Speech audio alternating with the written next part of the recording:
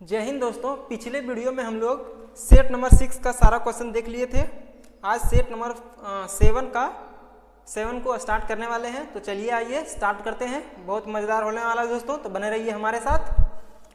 पहला क्वेश्चन कहता है दोस्तों, क्वेश्चन आपको दिख रहा होगा, कहता है 4 पेन का विक्रय मूल्य 5 पेन के लागत मूल्य के समान है, मतलब बराबर है, तो लाभ का प्रतिशत क्या होगा। तो देखिए दोस्तों, 4 पेन का सेलिंग प्राइस जो है वो 5 पेन के कॉस्ट प्राइस के बराबर है, 5 इंटू CP। तो अगर CP और SP का रेशियो निकाल दे दोस्तों तो क्या हो जाएगा, कॉस्ट प्राइस वाला हो जाएगा सेलिंग प्राइस की तरफ और सेलिंग प्राइस वाला कॉस्ट प्राइस की तरफ।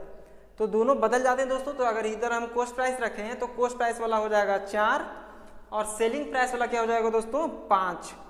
तो कॉस्ट प्राइस और सेलिंग प्राइस का अगर रेशियो निकल गया तो लाभ का प्रतिशत भी पूछ रहा है। तो लाभ का प्रतिशत निकालना बहुत आसान है, रेशियो दिया है तो लाभ का प्रतिशत कैसे निकल जाएगा। देखिए, cost price 4 unit, selling price 5 unit, तो 1 यूनिट का लाभ, कॉस्ट प्राइस 4 यूनिट गुणे 100, ये निकल गया उसका लाभ का प्रतिशत। तो कॉस्ट प्राइस नीचे है 4 यूनिट। देखिए दोस्तों, कॉस्ट प्राइस का रेशियो दिया है 4 यूनिट निकाले मतलब, और सेलिंग प्राइस का रेशियो 5 यूनिट, तो 1 यूनिट का लाभ हो रहा है। 4 यूनिट में खरीद के 5 यूनिट में बेच दे रहे हैं तो 1 यूनिट का लाभ हो रहा है।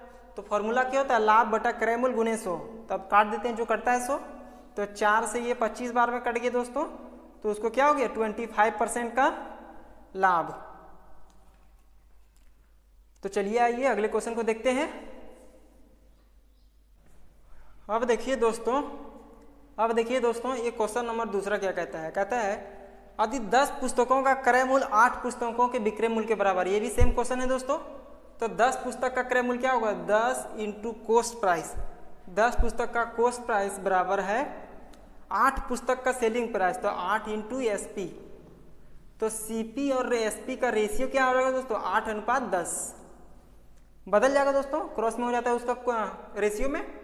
तो फिर पूछा है उसका लाभ या हानि का प्रतिशत। तो पहले डिसाइड करते हैं क्या हुआ है। तो 8 यूनिट में खरीद के 10 यूनिट में बेचेंगे तो क्या होगा दोस्तों, लाभ होगा।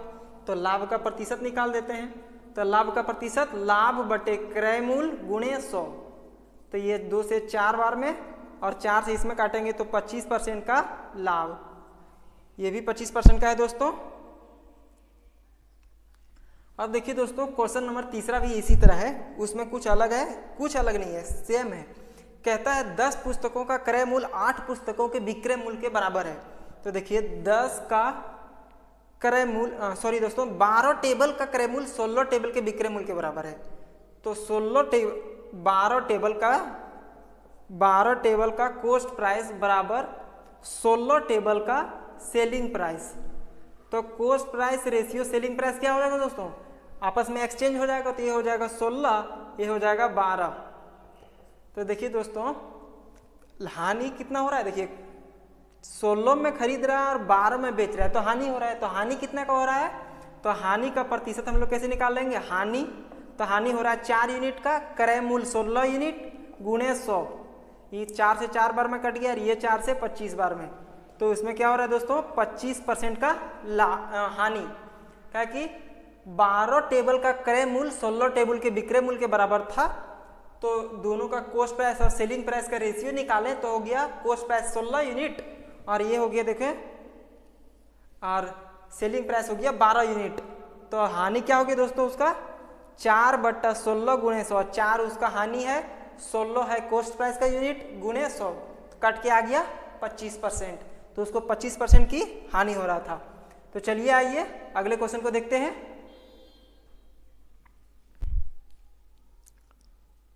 अब देखिए दोस्तों, ये क्वेश्चन नंबर चौथा, इसको हम एक पूरा शॉर्ट रूल से बताएंगे, एक थोड़ा सा लंबा, ज़्यादा लंबा नहीं दोस्तों, वो भी थोड़ा लंबा है, और एक पूरा शॉर्ट रूल से बताएंगे दोस्तों। तो इसको 2 रूल से बताएंगे।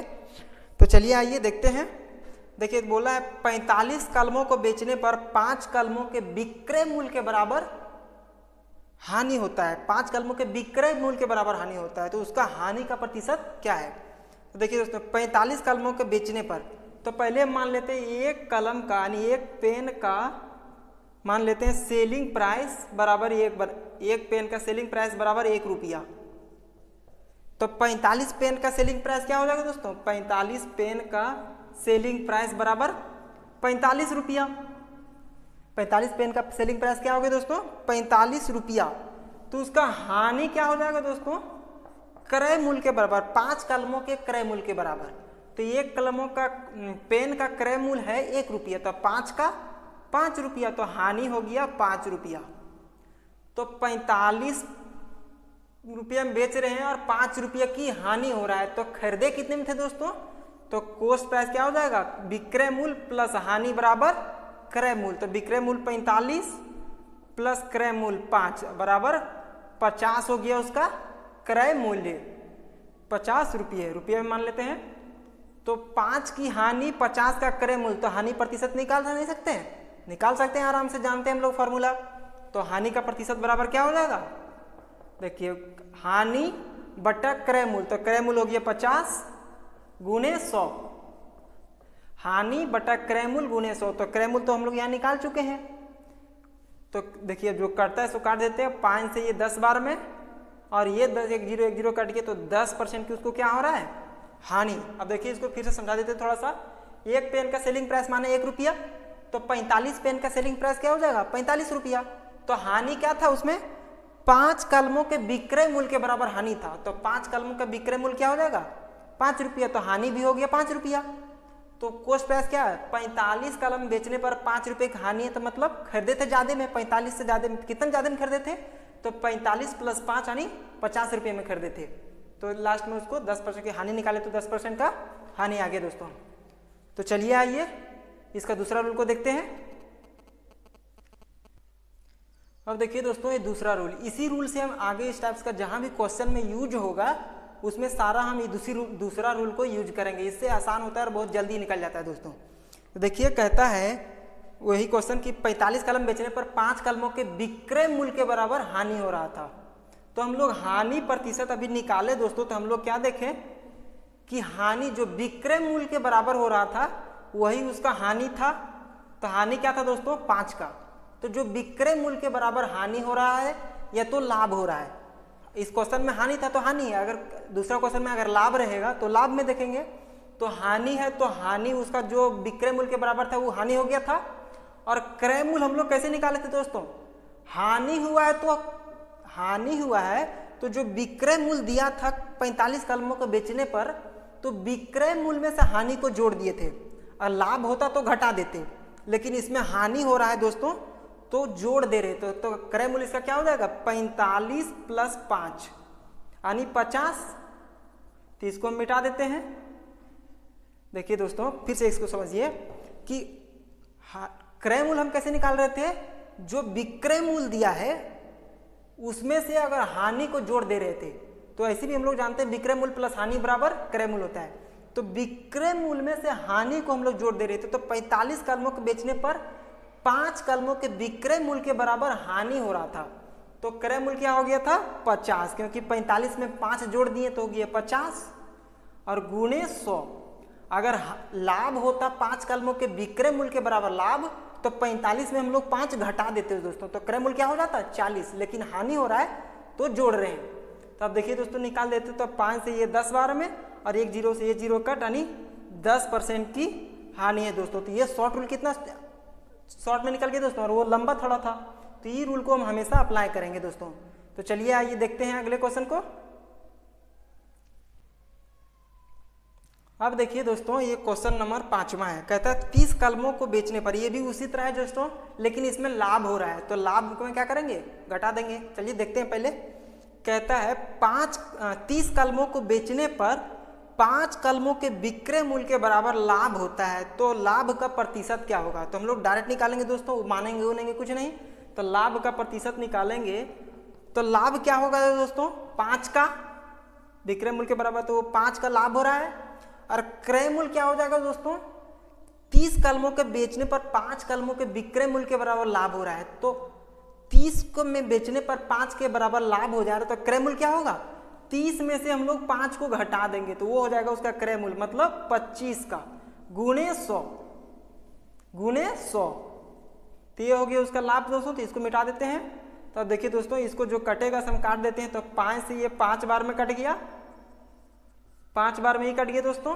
और ये 5 से इसको काटेंगे दोस्तों तो क्या हो जाएगा? 20 बार में कट जाएगा, तो उसको क्या हो रहा है 20% का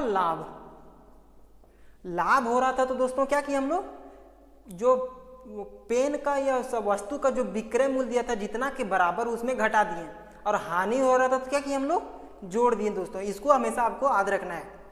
तो चलिए आइए नेक्स्ट आपके क्वेश्चन को देखते हैं। नेक्स्ट क्वेश्चन को देखते हैं। अब देखिए दोस्तों क्वेश्चन नंबर ये छठा है। कहता है, इसको भी थोड़ा 2 रूल से बताएंगे दोस्तों। कहता है 250 पेन को बेचने पर 10 पेन के क्रय मूल्य के बराबर लाभ हो रहा है। पिछले क्वेश्चन में विक्रय मूल्य के बराबर लाभ हो रहा था, इसमें 10 पेन के क्रय मूल्य के बराबर लाभ हो रहा है। तो पूछा है लाभ का प्रतिशत क्या होगा। 10 पेन के क्रय मूल्य के बराबर अगर लाभ हो रहा है 250 पेन बेचने पर, तो लाभ का प्रतिशत क्या होगा। तब मान लेते हैं एक पेन का कॉस्ट प्राइस मानते हैं इसमें भी। ये कॉस्ट प्राइस क्या है 1 रुपया। तो 250 पेन का कॉस्ट प्राइस क्या हो जाएगा 250 रुपया। एक पेन का कॉस्ट प्राइस 1 रुपया, तो 250 पेन का 250 रुपया। तो लाभ उसका क्या हो जाएगा, लाभ हुआ है दोस्तों, हाँ 10 पेन के बराबर लाभ हुआ है, 10 पेन के क्रय मूल्य के बराबर लाभ। तो लाभ उसका क्या हो जाएगा, एक पेन का क्रय मूल्य 1 रुपया, तो 10 पेन का क्रय मूल्य 1 × 10 यानी 10 रुपया। तो उसका लाभ भी क्या हो जाएगा 10 रुपया। तो हम लाभ प्रतिशत अगर निकालेंगे दोस्तों तो क्या हो जाएगा, देखिए लाभ प्रतिशत बराबर लाभ। तो लाभ कितना है 10 रुपये के बराबर, और क्रय मूल्य क्या है दोस्तों 250 रुपया, क्योंकि 250 पेन बेचने पर 10 पेन के क्रय मूल्य के बराबर हुआ और 250 पेन ही बेचे हम। तो 250 पेन का क्रय मूल्य क्या हो जाएगा, मतलब क्रय मूल्य क्या हो जाएगा 250 रुपया, क्योंकि हम 250 पेन ही बेचे हैं और 250 पेन हमारे पास था ही। तो 250 पेन का क्रय मूल्य 250 रुपया, तो गुणे 100। अब देखिए 1 0 से 1 0 कट, 25 से इसको काटेंगे तो ये 4 बार में, यानी 4% का लाभ हो रहा है उसको दोस्तों। कितना 4% का लाभ। इसका रूल 2 क्या है दोस्तों, बहुत आसान है। इसमें सिर्फ क्वेश्चन पढ़ना है आपको दोस्तों कि 250 वस्तु को बेचने पर 10 वस्तुओं के क्रय मूल्य के बराबर लाभ है।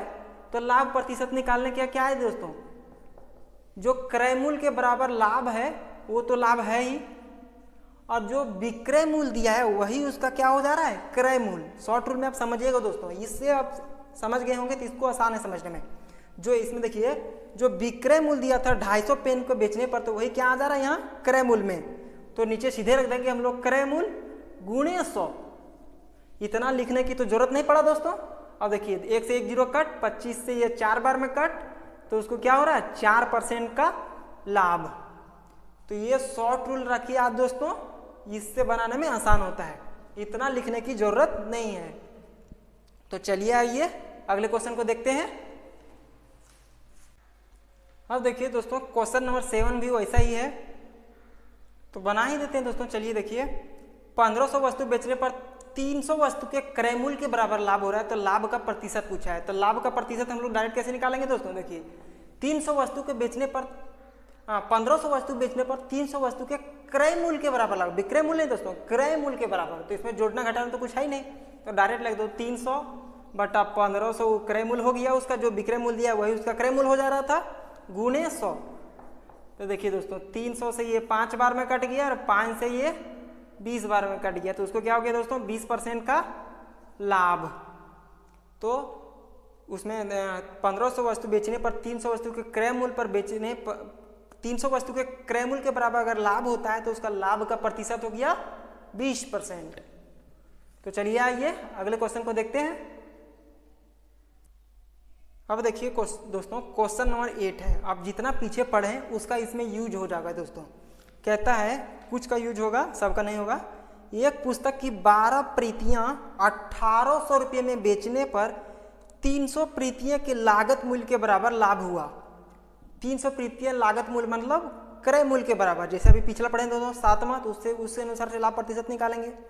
तो 12 प्रतियां बेचे तो 1800 रुपये में, तो 300 प्रति को मतलब पेपर के बराबर 3 पेपर के लागत मूल्य के बराबर लाभ हो गया। तो पुस्तक के एक प्रति का लागत मूल्य क्या है, प्रत्येक एक प्रति का लागत मूल्य जो पूछा है पेपर का वो क्या है। तो चलिए दोस्तों देखते हैं, पहले लाभ का प्रतिशत निकाल लेते हैं, उसके बाद हम लोग विक्रय मूल्य दिया है 1800 रुपये में 1200 प्रति, उसके अनुसार से निकाल लेंगे। तो देखिए लाभ का प्रतिशत क्या हो जाएगा दोस्तों, लाभ का प्रतिशत हो जाएगा, देखिए 3 प्रति। तो डायरेक्ट हमको बोले थे कि अगर क्रय मूल्य के बराबर हो तो डायरेक्ट लिख देना है, और विक्रय मूल्य क्या है 12 प्रति के बराबर गुणे 100। तो 3 से ये 4 बार में, ये 4 से 25 बार में, तो क्या हो गया दोस्तों, उसको 25% का लाभ बोले थे दोस्तों कि अगर क्रय मूल्य के बराबर लाभ हो तो डायरेक्ट जो लाभ है वो तो है ही, क्रय मूल्य के बराबर वो हो गया लाभ, और जो विक्रय मूल्य है वो बन जाता है क्रय मूल्य गुणे 100, गुणे 100 कट के आ गया 25%। अब देखिए दोस्तों ये क्वेश्चन का खेल, कहता है 1800 रुपया में 12 प्रति को बेच रहा है, 1800 रुपया में 12 प्रति को बेच रहा था। एक प्रति का मूल्य क्या हो जाएगा, 1800 बटे 12 बराबर 1 प्रति का मूल्य। 1800 रुपया में 12 बेच रहा है तो 12 से उसको डिवाइड किए तो 1 प्रति का मूल्य आ गया। और उसी से पूछा 1 प्रति का लागत मूल्य, ये तो आ गया 1 प्रति का सेलिंग प्राइस। अब हमको निकालना है 1 प्रति का कॉस्ट प्राइस। तो जानते हैं दोस्तों कॉस्ट प्राइस हमेशा होता है 100%, तो निकालेंगे क्या 100%। और ये है क्या विक्रय मूल्य, और विक्रय मूल्य में 25% का लाभ हुआ है तो नीचे क्या रखेंगे 25% तो रखेंगे नहीं, और 100 में से घटा के तो रखेंगे नहीं, तो क्या रखेंगे 100 में जोड़ के रखेंगे दोस्तों, क्योंकि वो लाभ हुआ है तो 100 में जोड़ेंगे तो लाभ, ये तो है विक्रय मूल्य, तो विक्रय मूल्य नीचे रखेंगे तो 25 जोड़ेंगे तो क्या हो जाएगा 125। अब जो कटता है इसको काट देते हैं, देखिए 25 चौके 100, 25 पच्चे 125, 4 से ये 3 बार में, और ये 3 से देखिए दोस्तों ये पूरा कट जाएगा 600 बार में। अगर 600 को भी अगर हम 5 से डिवाइड करेंगे तो देखिए 12 पच्चे 60, एक जीरो बच गया, मतलब 120 रुपया, 120 रुपया पुस्तक की 1 प्रति का लागत मूल्य है। तो आज की क्लास में इतना ही दोस्तों, मिलते हैं अगले वीडियो में, तब तक के लिए जय हिंद।